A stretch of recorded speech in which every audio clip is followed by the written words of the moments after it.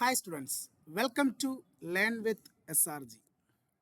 അപ്പോൾ നമ്മളിന്ന് നോക്കാൻ പോകുന്നത് നമ്മുടെ RRB NDPC എക്സാം 2025 അതിൻ്റെ ഭാഗമായി കഴിഞ്ഞ NDPC എക്സാമിന് ചോദിച്ചിട്ടുള്ള പ്രീവിയസ് ഇയർ ക്വസ്റ്റ്യൻസും അതുമായി ബന്ധപ്പെട്ട കാര്യവുമാണ് നമ്മൾ നോക്കാൻ പോകുന്നത്. സോ നമ്മളിന്ന് നോക്കാൻ പോകുന്നത് നമ്മുടെ ഹിസ്റ്ററിയിലെ ഗാന്ധിയൻ ഇറ അതിൻ്റെ പാർട്ട് 2 ആണ്. പാർട്ട് 1 നമ്മൾ നേരത്തെ ചെയ്തിട്ടുണ്ടായിരുന്നു. സോ നമ്മൾ ഗാന്ധിയുമായി ബന്ധപ്പെട്ട് കഴിഞ്ഞ വർഷം എക്സാമിന് ചോദിച്ച ചോദ്യങ്ങളുടെയൊക്കെ ഒരു പാർട്ട് 1 ചെയ്തായിരുന്നു. സോ അതിൻ്റെ പാർട്ട് 2 ആണ് നമ്മളിന്ന് ചെയ്യുന്നത്. മറ്റു എന്തൊക്കെ ഏരിയയിൽ നിന്നാണ് ഗാന്ധിയുമായി റിലേറ്റഡ് നമുക്ക് ക്വസ്റ്റ്യൻസ് വന്നതെന്ന് നമുക്കൊന്ന് നോക്കാം. പാർട്ട് 2. ഓക്കെ, സോ അത് നോക്കടാ. ഫസ്റ്റ് ചോദ്യം, which honour did Gandhiji return in protest of the Jallianwala bag? നമ്മുടെ ജാലിയൻവാല ബാഗ് കൂട്ടക്കൊല. സോ ജാലിയൻവാല ബാഗ് നടന്ന വർഷം ഏതാ? അതൊരു ചോദ്യമാണല്ലേ. ജാലിയൻവാല നടന്ന വർഷം 1919, ഡേറ്റ് ഏപ്രിൽ 13 അല്ലേ. 1919 ഏപ്രിൽ 13 എന്ത് നടന്നത്? ജാലിയൻവാല ബാഗ് കൂട്ടക്കൊല നടന്നത് അല്ലേ. അത് എന്തിൻ്റെ ഭാഗമായിട്ടായിരുന്നു? ഏത് ഇതുമായി ബന്ധപ്പെട്ട? റൗലക്റ്റ് ആക്ട് അല്ലേ. റൗലക്റ്റ് ആക്ട് 1919 അതിൻ്റെ ഭാഗമായിട്ടാണ് ജാലിയൻവാല ബാഗ് നടന്നത് അല്ലേ. എവിടെ വെച്ച് നടന്ന സ്ഥലം? അമൃത്സർ. നമ്മുടെ പഞ്ചാബിൻ്റെ അമൃത്സറിലാണ് ഈ സംഭവം ഉണ്ടായത്. അപ്പോൾ ഇതിൻ്റെ ഭാഗമായി നമ്മുടെ ഗാന്ധിജി നമ്മുടെ ബ്രിട്ടീഷുകാരുടെ ഒരു ടൈറ്റിൽസ് തിരിച്ചു കൊടുത്തു. അത് ബ്രിട്ടീഷുകാർ നമ്മുടെ ഇന്ത്യയിലെ പ്രധാനപ്പെട്ട ആളുകൾക്ക് കൊടുക്കുന്ന 2 ടൈറ്റിൽസാണ്.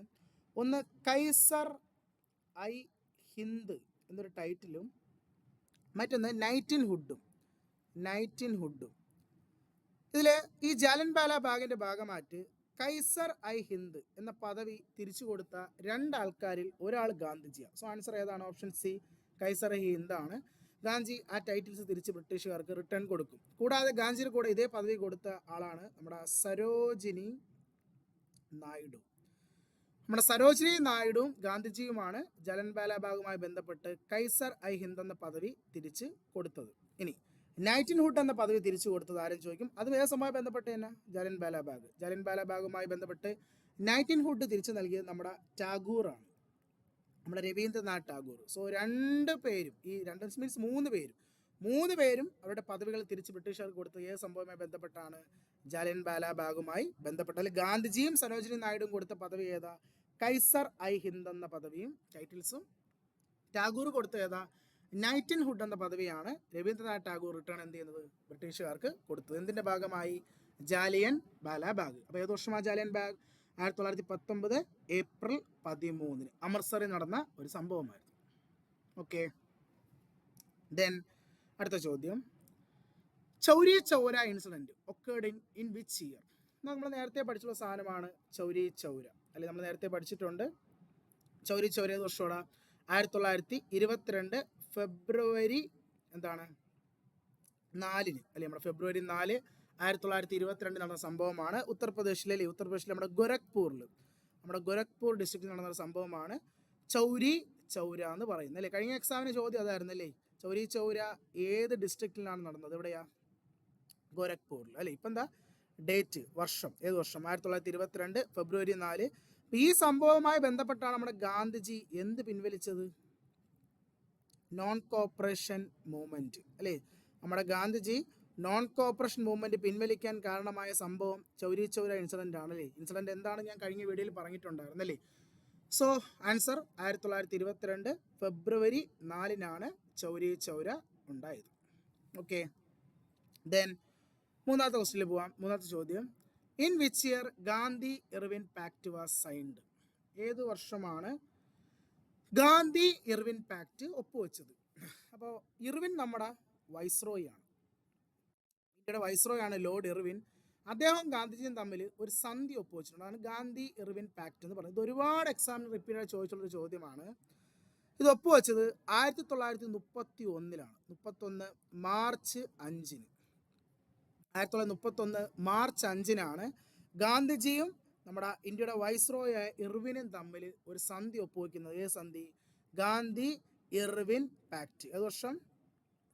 1931 മാർച്ച് 5. ഒരുപാട് എക്സാമിന് റിപ്പീറ്റഡ് ചോദിച്ചുള്ള ചോദ്യമാണ് ഗാന്ധി ഇർവിൻ പാക്ട്. ഏത് വർഷമാണ്? 1931 മാർച്ച് 5 ഓക്കെ, ഒരുപാട് റിപ്പീറ്റ് ചോദിച്ചിട്ടുണ്ട്. ഇനിയും റിപ്പീറ്റ് ചോദിക്കാൻ ചാൻസ് ഉള്ളൊരു ചോദ്യമാണ്.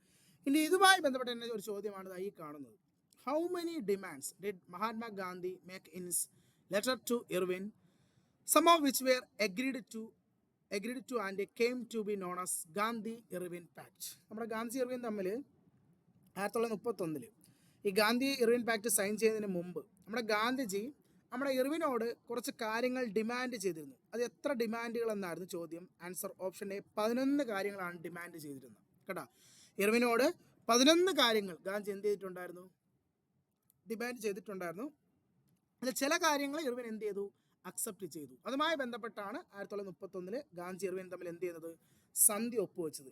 ഈ ഗാന്ധി ഇർവിൻ പാക്റ്റിനെ തുടർന്നാണ് നമ്മുടെ ഗാന്ധിജി നമ്മുടെ റൗണ്ട് ടേബിളിൽ പങ്കെടുക്കാൻ പോയത് പോലും. എത്രാമത്തെ റൗണ്ട് ടേബിളിലാണ് ഗാന്ധി പങ്കെടുത്തത്? സെക്കൻഡ് റൗണ്ട് ടേബിളിലാണ്. ഏത് വർഷം? 1931. 1931 രണ്ടാമത്തെ റൗണ്ട് ടേബിളിൽ ആര് പങ്കെടുത്തിട്ടുണ്ട്? ഗാന്ധിജി. ഏത് സംഘടന റെപ്രസെന്റ് ചെയ്ത്? ഈ ഇടയ്ക്ക് ചോദിച്ചതാ, INC, നമ്മുടെ ഇന്ത്യൻ നാഷണൽ കോൺഗ്രസ് റെപ്രസെന്റ് ചെയ്ത് സെക്കൻഡ് റൗണ്ട് ടേബിളിലാണ് ആര് പങ്കെടുത്തത്? ഗാന്ധി. ഏത് വർഷം? 1931. അത് ഏത് സന്ധിയെ തുടർന്നാണ്? ഈ ഗാന്ധി ഇർവിൻ പാക്റ്റിനെ തുടർന്നാണ് കേട്ടോ. അപ്പോൾ ആ സന്ധിക്ക് മുന്നേ ഗാന്ധി 11 കാര്യങ്ങളാണ് ഇർവിനോട് എന്ത് ചെയ്തിട്ടുള്ളത്, ഡിമാൻഡ് ചെയ്തത്. അത് ചോദ്യം കേട്ടോ, കഴിഞ്ഞ NTPC ചോദിച്ചത് നല്ലൊരു ചോദ്യം കേട്ടോ, നല്ലൊരു ചോദ്യമാണ്. ഈ ചോദ്യം ആദ്യമായിട്ടാണ് ഞാനും കാണുന്നത്. സോ നല്ലൊരു ക്വസ്റ്റ്യൻ ആണ്. എത്ര കാര്യങ്ങളാണ് ഗാന്ധി ഡിമാൻഡ് ചെയ്തത്? ഗാന്ധി ഇർവിൻ പാക്റ്റുമായി ബന്ധപ്പെട്ട് 11 കാര്യങ്ങളാണ് ഗാന്ധി എന്ത് ചെയ്തത്, ഡിമാൻഡ് ചെയ്തിരുന്നത്. ഓക്കെ, ദെൻ അടുത്ത ക്വസ്റ്റ്യൻ പോയല്ലോ. അടുത്ത ചോദ്യം, which of these Indian woman participated in the second round table conference with Gandhiji? നമ്മളിപ്പോൾ പഠിച്ചതാണ് ഗാന്ധി പങ്കെടുത്തത് രണ്ടാമത്തെ റൗണ്ട് ടേബിൾ. ഏത് വർഷം? 1931. അതിലെ ഏത് ഇന്ത്യൻ വനിതയാണ് ഗാന്ധിയുടെ കൂടെ ഈ റൗണ്ട് ടേബിൾ പങ്കെടുത്തത് ആണ് നമ്മുടെ ചോദ്യം. So Indian woman, the nightingale of India ആര്? നൈറ്റിൻഗേൾ സരോജിനി നായിഡു. നമ്മുടെ സരോജിനി നായിഡുവാണ് ഗാന്ധിജിയുടെ കൂടെ ഈ രണ്ടാമത്തെ റൗണ്ട് ടേബിൾ പങ്കെടുത്ത് കേട്ടോ. ദ നൈറ്റിൻഗേൾ ഓഫ് ഇന്ത്യ, ഇന്ത്യയുടെ നൈറ്റിൻഗേൾ എന്നറിയപ്പെടുന്നത് ആരാണ്? സരോജിനി നായിഡു. പുള്ളിക്കാരിയാണ് ഗാന്ധിയുടെ കൂടെ സെക്കൻഡ് റൗണ്ട് ടേബിളിൽ എന്ത് ചെയ്യുന്നത്, പങ്കെടുത്തത്. ഏത് വർഷം? 1931. ഏത് വർഷം? 1931. എത്രാമത്തെ? Second round table conference. രണ്ടാമത്തേൽ ആര് പങ്കെടുക്കുന്നു? ഗാന്ധിയും കൂടെ സരോജിനി നായിഡു. ഓക്കെ, ഈ നമ്മുടെ ഗാന്ധിയും സരോജിനി നായിഡുവും തുടർച്ചയായിട്ടാണ് INC പ്രസിഡന്റുകളായിട്ടുള്ളത് അല്ലേ. ഗാന്ധി ഏത് വർഷം INC പ്രസിഡന്റ് ആയത്? 1924 അല്ലേ. ഗാന്ധി പ്രസിഡന്റ് ആയ സെഷൻ ബെൽഗം സെഷൻ അല്ലേ. ബെൽഗം ഗാന്ധി പ്രസിഡന്റ്. 25 സരോജിനി നായിഡു പ്രസിഡന്റ് ആവുന്നത്. ഏത് സെഷൻ? കാൺപൂർ സെഷൻ അല്ലേ. തുടർച്ചയായി 24, 25. 24 ഗാന്ധി ബെൽഗം, 25 കാൺപൂർ സെഷൻ. ആര്? Sarojini Naidu. The first Indian woman അല്ലേ. നമ്മുടെ INC പ്രസിഡന്റ് ആവുന്ന ആദ്യത്തെ ഇന്ത്യൻ വുമൺ കൂടിയാണ് ആര്? Sarojini Naidu. The first Indian woman to become INC president ആര്? സരോജിനി. ആദ്യത്തെ വനിത ആരായിരുന്നു? INC പ്രസിഡന്റായ ആദ്യത്തെ വനിത അത് ആരാടാ? ആനി ബസന്റ് ആണ് അല്ലേ. ആനി ബസന്റ് ആണ് INC പ്രസിഡന്റായ ആദ്യത്തെ Indian woman.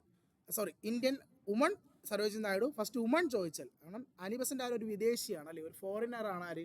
Annie Besant. Annie Besant ആണ് first woman. First Indian woman ചോദിച്ചാൽ ആരാണ്? അത് സരോജിനി നായിഡു ആണ്. ഓക്കെ, ദെൻ അടുത്ത ചോദ്യം പോയാലോ.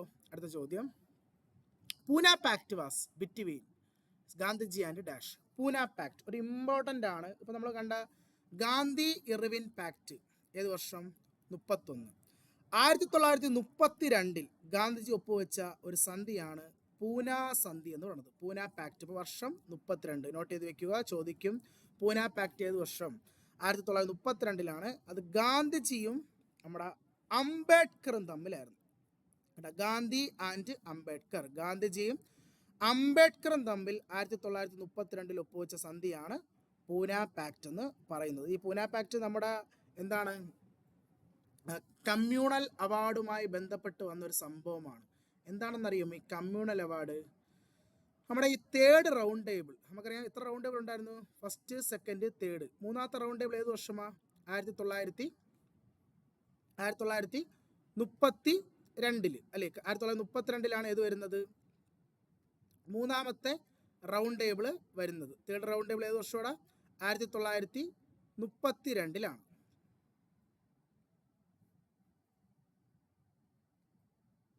1932 മൂന്നാമത്തെ എന്ത് പറഞ്ഞത് റൗണ്ട് ടേബിൾ വരുന്നത്.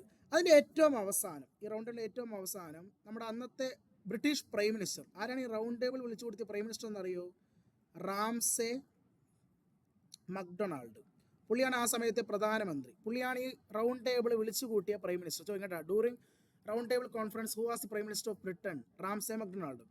ഇദ്ദേഹം നമ്മുടെ അംബേദ്കറിന് കൊടുത്ത ഒരു അവാർഡ്, ഒരു ഓഫറാണ് ഈ കമ്മ്യൂണൽ അവാർഡ് എന്ന് പറയുന്നത്. 1932 കമ്മ്യൂണൽ അവാർഡ്. എന്താണ് അംബേദ്കറിന് ഇദ്ദേഹം കൊടുത്തതെന്ന് വെച്ചാൽ, ഇന്ത്യയിലെ ദളിതർക്ക് ഒരു സെപ്പറേറ്റ് ഇലക്ട്രേറ്റ് നൽകി.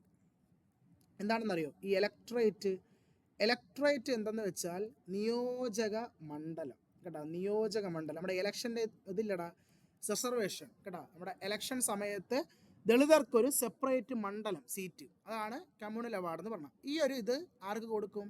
അംബേദ്കറിന്. ആരനുവദിക്കും? Ramsay MacDonald. ശരിക്കും അംബേദ്കർ ദളിതരുടെ നല്ല കാര്യം, ദളിതർക്ക് ഒരു എന്താണ് സൊസൈറ്റിയിൽ ഒരു മുൻപന്തിയിലേക്ക് വരട്ടെന്ന് വിചാരിച്ചാണ് അംബേദ്കർ അത് ചോദിച്ചത്.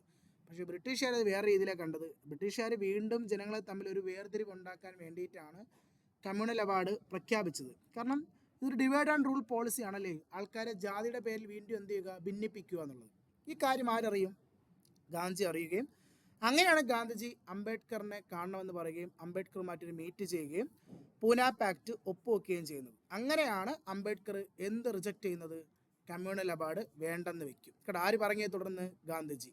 അങ്ങനെ ഗാന്ധിജിയും അംബേദ്കറും തമ്മിൽ ഒപ്പുവെച്ച സന്ധിയാണ് പൂന പാക്ട്. ഇതിൽ കൂടെ അംബേദ്കർ ഗാന്ധിജിയുടെ ഒരു കാര്യവും പറയും, ഇന്ത്യയിലെ ദളിതർക്ക് വേണ്ടി ഗാന്ധിജിയോട് എന്ത് ചെയ്യാൻ പറയും? പോരാടാൻ പറയും. അങ്ങനെ ഗാന്ധിജി ഇന്ത്യയിലെ ദളിതർക്ക് വേണ്ടി 1932 ഒരു സംഘടനയൊക്കെ രൂപീകരിച്ചു. നമ്മൾ കഴിഞ്ഞ ക്വസ്റ്റ്യനിൽ കണ്ടതാണല്ലേ, ഹരിജൻ സേവക് സംഘ്. ഏത് വർഷം? 1932 അല്ലേ. നമ്മൾ കഴിഞ്ഞ സീരീസിൽ കണ്ട ചോദ്യമാണല്ലേ, ഹരിജൻ സേവക് സംഘിൻ്റെ ഫൗണ്ടർ ആര്? ഗാന്ധിജിയാണ്. ഏത് വർഷം? 1932. ഹരിജൻ എന്ന് പറഞ്ഞാൽ ഇന്ത്യയിലെ ദളിതർക്കാണ്. അപ്പോൾ ഇന്ത്യയിലെ ദളിതർക്ക് വേണ്ടി ഗാന്ധി ആരംഭിച്ച ഒരു സംഘടനയാണ് ഹരിജൻ സേവക് സംഘ്. അത് എന്തിനെ തുടർന്നാണ്? ഈ പൂന പാക്ടിനെ തുടർന്നാണ് ഗാന്ധി എന്താരംഭിച്ചത്? ഹരിജൻ സേവക് സംഘ് ആരംഭിച്ചത്. ഏത് വർഷം? 1932. അപ്പോൾ ഏത് വർഷമാണ് പൂന പാക്ട്? 32. ആരൊക്കെ തമ്മിൽ? ഗാന്ധിജിയും അംബേദ്കറും തമ്മിലാണ് പൂന സന്ധി ഒപ്പുവെച്ചത്. അതിൻ്റെ കാരണമായ സംഭവം കമ്മ്യൂണൽ അവാർഡാണ്. ആരാ കമ്മ്യൂണൽ അവാർഡ് പ്രഖ്യാപിച്ചത്? Ramsay MacDonald. ആർക്കാ കൊടുത്തത്? Doctor BR അംബേദ്കറിനാണ്. ഓക്കെ. അടുത്ത ചോദ്യം, the quit India movement started in. Quit India movement എവിടെയാണ് സ്റ്റാർട്ട് ചെയ്തത്? സോ ക്വിറ്റ് ഇന്ത്യ മൂവ്മെൻറ്റ് ഏത് വർഷമാണ്? 1942. 1942 ക്വിറ്റ് ഇന്ത്യ മൂവ്മെൻറ്റ് സ്റ്റാർട്ട് ചെയ്ത്. എവിടെ നിന്നാണ്? നമ്മുടെ ഏത് INC സെഷനാണ്? ബോംബെ സെഷൻ അല്ലേ. 1942 ഓഗസ്റ്റ് 8 ബോംബെ സെഷനിൽ വെച്ചാണ് ക്വിറ്റ് ഇന്ത്യ റെസൊല്യൂഷൻ എന്ത് ചെയ്യുന്നത്? പാസ് ചെയ്ത് അല്ലേ. August 8 1942 quit India movement pass ചെയ്യുന്നത്. ആരാ പ്രസിഡന്റ്? മൗലാന അബുൽ കലാം ആസാദ് അല്ലെ. INC പ്രസിഡന്റ് അല്ലേ. ബോംബെ സെഷൻ പ്രസിഡന്റ് ആരുടെ? മൗലാന അബുൽ കലാം ആസാദ് ആയിരുന്നു പ്രസിഡന്റ് ബോംബെ സെഷൻ അല്ലേ. അവിടെ വെച്ചാണ് എന്ത്? Quit India movement resolution pass ചെയ്തത്. ഏത് വർഷം? 1942. ഈ ക്വിറ്റ് ഇന്ത്യ മൂവ്മെൻറ്റ് നയിച്ചത് ആരാ? നമ്മുടെ ഗാന്ധിജിയാണ് അല്ലേ. നമ്മുടെ ഗാന്ധി നയിച്ച സമരമാണ് ക്വിറ്റ് ഇന്ത്യ. ഇതിൽ ഗാന്ധി മുന്നോട്ട് വെച്ച ഒരു സ്ലോഗൻ ഉണ്ട്. എന്നറിയോ? ഡു ഓർ ഡൈ കേട്ടാ. ചോദിക്കും, ഡു ഓർ ഡൈ ഏത് സമരവുമായി ബന്ധപ്പെട്ട് ഗാന്ധി മുന്നോട്ട് വെച്ച സ്ലോഗനാണ്? ക്വിറ്റ് ഇന്ത്യ മൂവ്മെൻറ്റുമായി ബന്ധപ്പെട്ട് ഗാന്ധി മുന്നോട്ട് വെച്ച ഒരു മുദ്രാവാക്യമാണ് ഏത്? ഡു ഓർ ഡൈ എന്ന് പറഞ്ഞത്. ഡു ഓർ ഡൈ എന്തുമായി ബന്ധപ്പെട്ടാണ്? ക്വിറ്റ് ഇന്ത്യ മൂവ്മെൻറ്റുമായി ബന്ധപ്പെട്ട് ഗാന്ധി മുന്നോട്ട് വെച്ച ഒരു സ്ലോഗനാണ് ഡു ഓർ ഡൈ കേട്ടോ. അപ്പോൾ ഏത് വർഷമാണ് ക്വിറ്റ് ഇന്ത്യ മൂവ്മെൻറ്റ്? 1942. ഏത് സെഷൻ? ബോംബെ സെഷൻ. അപ്പോൾ ബോംബെയിൽ വെച്ചാണ് സ്റ്റാർട്ട് ചെയ്ത ആരാ? മൗലാന അബുൽ കലാം ആസാദ് ആയിരുന്നു ആ സെഷൻ്റെ പ്രസിഡന്റ്. ഓക്കെ. അടുത്ത ചോദ്യം, August Kranti is also known as dash movement. August Kranti എന്ന് പറയുന്നത് നമ്മുടെ ക്വിറ്റ് ഇന്ത്യ മൂവ്മെൻറ്റ് തന്നെയാണ് കേട്ടോ. ക്വിറ്റ് ഇന്ത്യ മൂവ്മെൻറ്റിൻ്റെ മറ്റൊരു പേരാണ് ഓഗസ്റ്റ് ക്രാന്തി മൂവ്മെൻറ്റ് എന്നും പറയും കേട്ടോ. 1942 കേട്ടോ. ഓഗസ്റ്റ് ക്രാന്തി മൂവ്മെൻറ്റ് അഥവാ ക്വിറ്റ് ഇന്ത്യ മൂവ്മെൻറ്റ് കേട്ടോ. ഓഗസ്റ്റ് ക്രാന്തി. ഓക്കെ. അടുത്ത ചോദ്യം, who give Mahatma Gandhi A title of Mahatma. നമ്മുടെ ഗാന്ധിജിയെ, അത് മോഹൻദാസ് കരംചന്ദ് ഗാന്ധി എന്നാണ്, MK ഗാന്ധിയാണ് ഗാന്ധിയുടെ യഥാർത്ഥ പേര്. അദ്ദേഹത്തെ മഹാത്മാ എന്ന് വിശേഷിപ്പിച്ചത് ആരാണ്? ആരാണെന്നറിയൂ? നമ്മുടെ ഗാന്ധിജിയെ മഹാത്മാ എന്ന് വിശേഷിപ്പിച്ചത് നമ്മുടെ രവീന്ദ്രനാഥ് ടാഗോറാണ് കേട്ടോ. നമ്മുടെ രവീന്ദ്രനാഥ് ടാഗോറാണ് നമ്മുടെ ഗാന്ധിജിയെ മഹാത്മാ എന്ന് വിശേഷിപ്പിച്ചത് കേട്ടോ. ഗാന്ധിജിയെ മഹാത്മാ എന്ന് മഹാത്മാ ഗാന്ധി, അത് മഹാത്മാ എന്ന് വിശേഷിപ്പിച്ചത് ആരാണ്? നമ്മുടെ രവീന്ദ്രനാഥ് ടാഗോറാണ് കേട്ടോ. കഴിഞ്ഞ NTPC എക്സാമിന് ഈ ഒരു പാറ്റേണിൽ കുറേ ക്വസ്റ്റ്യൻ ചോദിച്ചിട്ടുണ്ട്. ഈ നമ്മുടെ ഫ്രീഡം ഫൈറ്റേഴ്സിൻ്റെ ഇതുപോലത്തുള്ള പേരുകൾ, നിക്നെയിമുകൾ ഉണ്ടല്ലോ, മഹാത്മാ അല്ലേ, നമ്മുടെ പഞ്ചാബിൻ്റെ കേസരി അല്ലെ, ലോക്മാന്യ കേട്ടോ, ഇങ്ങനെയൊക്കെ നമുക്ക് കുറേ ടൈറ്റിൽ ഉണ്ടല്ലോ. ഈ ക്വസ്റ്റ്യൻ കുറേ പേർക്ക് ചോദിച്ചിട്ടുണ്ട്. നമുക്ക് അതിൻ്റെ മാത്രം ഞാനൊരു വീഡിയോ നെക്സ്റ്റ് ചെയ്യാം കേട്ടോ. ആ എക്സാമിന് നമ്മുടെ കഴിഞ്ഞ NTPCക്ക് ഇങ്ങനെ ചോദിച്ച ഈ നിക്നെയിം ചോദിച്ച ചോദ്യങ്ങളൊക്കെ നമുക്കൊന്ന് പരിചയപ്പെടാം. ഓക്കെ, അതിൽ മഹാത്മാഗാന്ധിയെ മഹാത്മാ എന്ന് വിളിച്ചത് ആരാണ്? അത് രവീന്ദ്രനാഥ് ടാഗോറാണ് അദ്ദേഹത്തെ അങ്ങനെ വിശേഷിപ്പിച്ചത് മഹാത്മാ എന്ന്. ഓക്കെ, സോ ഇത്രയും ചോദ്യങ്ങളാണ് കഴിഞ്ഞ NTPC എക്സാമിന് നമ്മുടെ ഗാന്ധിജിയുമായി ബന്ധപ്പെട്ട് ഇവിടെ ചോദിച്ചിട്ടുള്ളത് എക്സാം പോയിന്റ് ഓഫ് വ്യൂവിൽ വന്നിട്ടുണ്ടായിരുന്നത് കേട്ടോ. അപ്പോൾ ഈ ഒരു ഭാഗം നമ്മളിപ്പോൾ കണ്ട 20 ക്വസ്റ്റ്യൻ നമ്മൾ ഗാന്ധി റിലേറ്റഡ്, പിന്നെ അതുമായി ബന്ധപ്പെട്ട കാര്യങ്ങൾ നമ്മൾ പ്രിപ്പയർ ചെയ്തിട്ടുണ്ടല്ലേ. കൃത്യമായി പഠിച്ചിട്ട് പോവുക. ഉറപ്പായിട്ടും ഈ വരുന്ന NTPC എക്സാമിന് ഗാന്ധിജിയുമായി ബന്ധപ്പെട്ട് നമ്മൾ ഇവിടെ ഡിസ്കസ് ചെയ്ത ചോദ്യങ്ങൾക്ക് കാണാൻ പറ്റുന്നതാണ്. സോ അടുത്ത് ഇതുപോലുള്ള നമ്മൾ കഴിഞ്ഞ NTPC ചോദിച്ചുള്ള പ്രധാന ടോപ്പിക്കുമായിട്ടുള്ള നമ്മുടെ 10 ക്വസ്റ്റ്യൻ അല്ലെ, നമ്മുടെ 10 ക്വസ്റ്റ്യൻ സീരീസ് ആണ് ഇപ്പോൾ നടന്നുകൊണ്ടിരിക്കുന്നത് അല്ലേ. ഇതിൻ്റെ ഭാഗമായിട്ട് അടുത്തൊരു സെറ്റുമായിട്ട് ഞാൻ വീണ്ടും വരുന്നതാണ്.